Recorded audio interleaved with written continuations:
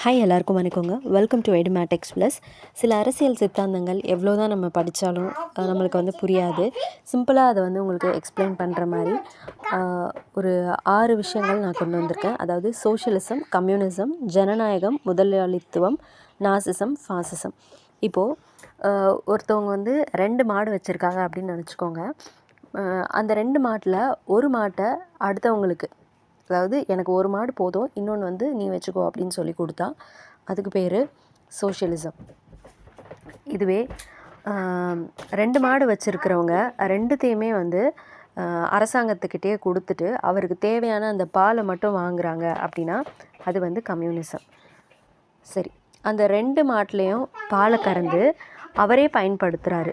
2 மாடு வச்சுருக்காரு, அவரே பால் கறந்து அவருடைய தேவைக்கு அவர் பயன்படுத்திக்கிறாரு அப்படின்னா அது ஜனநாயகம். அவர் யூஸ் பண்ணிக்கிறாரோ இல்லை அதை விற்று பணம் வாங்கிக்கிறாரோ அது ஜனநாயகம். ஒரு மாட்டை விற்றுட்டு அந்த ஒரு மாட்டுக்கு பதில் காளை மாடு வாங்கி அதை பெரிய பண்ணையாக்குறாரு அப்படின்னா அதுதான் முதலாளித்துவம்.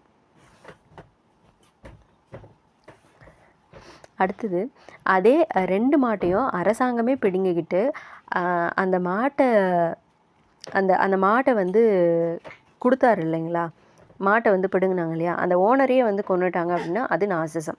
அதாவது வலுக்கட்டாயமாக அந்த ஓனரை கொன்னுட்டு அவர்கிட்ட இருக்கிற அந்த மாட்டை பிடுங்கிடுறது அது நாசிசம். இதுவே 2 மாட்டையும் அரசு பிடுங்கிக்கிட்டு அவர்கிட்டயே பாலை விற்கிறாங்க அப்படின்னா அது ஃபாசிசம்.